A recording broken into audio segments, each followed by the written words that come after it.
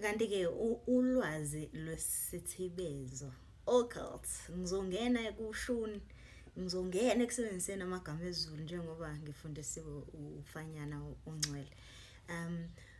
Ukuze ukusebenzise lolu lwazi ke kukuwe ukuthi ulisebenzisa ekutheni wenze izinto ezinhle noma ulisebenzisa ekutheni wenze izinto ezimbi. Isibonelo, uma abantu abathandanayo mhlambe sengasahambi kahle, kusuke kuyinto vele esemqondweni. Yikho uzohamba wena uye kumuntu bese uyofuna ubheka mina ngedwa.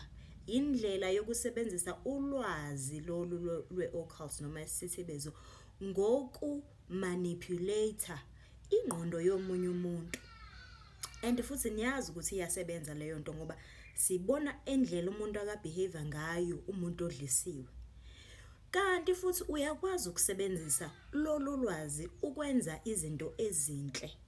Njengoba sibona ngenzile nesibonelo ukuthuthukisa mhlambo icebo lakho, ngabe ukuthuthukisa ibusiness lakho, ngabe ukuthuthukisa ulwazi olise kwabanye abantu. Ziningi indlela zokusebenzisa le occult information noma isithibezo ngendlela elungile.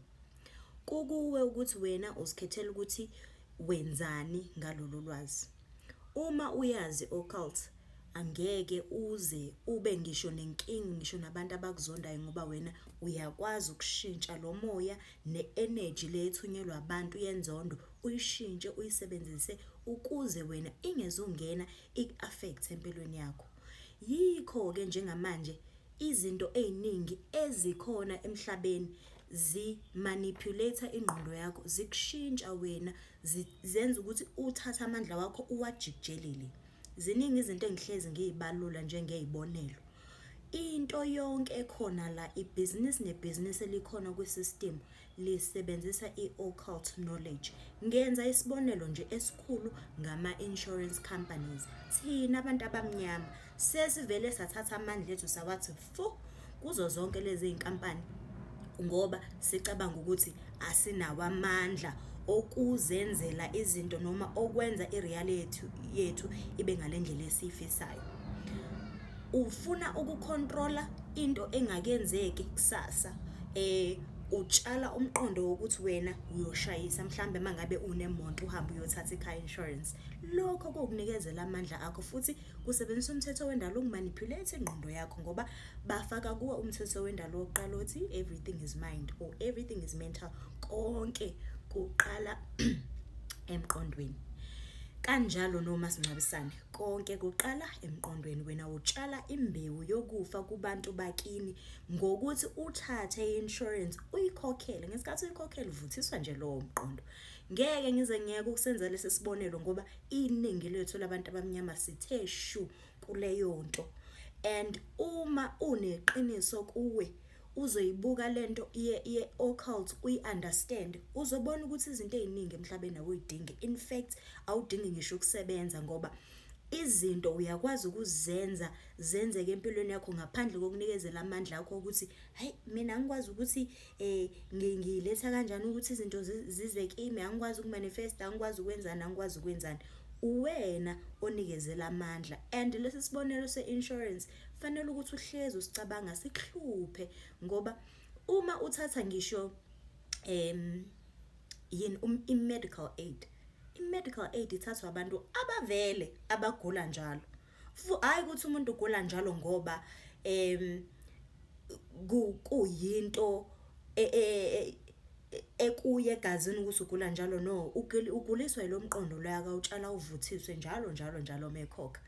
Njalo nje mekhokha.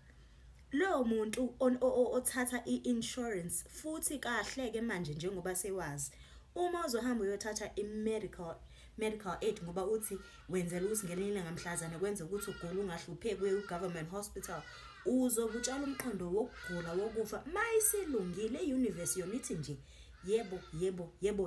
Ivuma yonke into oyishoyo. Mangabe uthi mina ngizogula ngelinye ilanga, nazi izinto engiyibekayo ukuthi mase sengigula ezokwazi ukungisiza, i-universe nje ithi yebo. kuzokwenzeka yonke into nje. I-universe iyabhaka nje, ifaka wena maqanda kuleyo kulo khekhe lakho lokugula olenza, ifake baking powder, ifake yonke into, mase sekulungile yonke into izokwenza wonke ama-conditions ukuthi akulungele ukuthi lento oyifunayo yenzeke. Yikho-ke kubalulekile ukuthi ulwazi lolu lwe-occult ulisebenzise ngendlela elungile. Ungalisebenziseli ukumanipulate abanye abantu, ungalisebenziseli ukuthi nawe manipulate. Baningi inyanga zisebenzisa i-occult knowledge ukumanipulate. Kahle wena awudingi ukuthi ngisho uzohamba uye kumuntu, ngoba uma ungafundi occult knowledge uzowazi yonke lento le esetshenziswa yilabantu wena othi banamandla okudlula wena.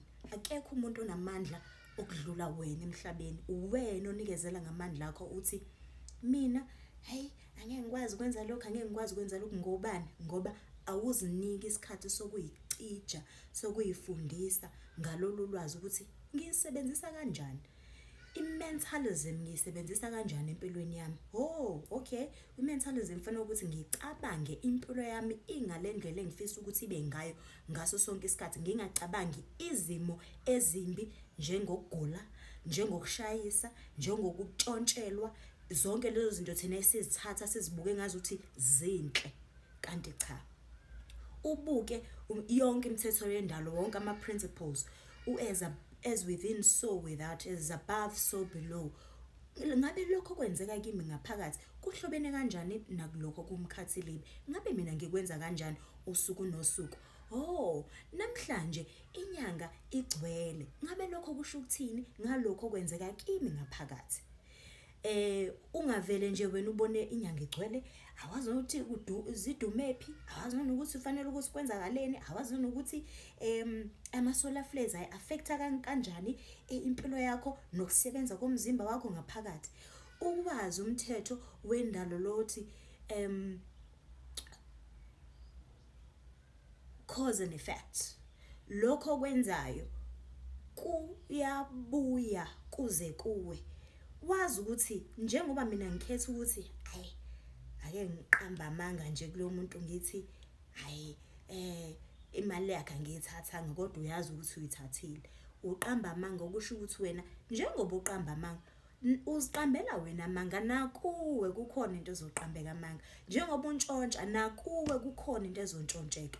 Yilo lonke ulwazi lolo olufihliwe okufanele ukuthi ulisebenzise ngale ndlela okufanele ukuthi ulisebenzise ngayo, ukuze uzozithuthukisa wena, ukuze uzokwazi ukuthi uphumelele, isimo sakho sishintshe, indlela ocabanga ngayo ishintshe, indlela obuka ngayo izinto ishintshe.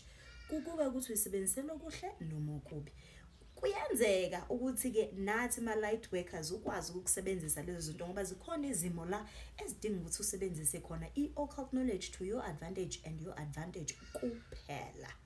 Ziningi izimo, kodwa-ke wazi-ke nje ukuthi okwenzayo nakuwe kuyenzeka.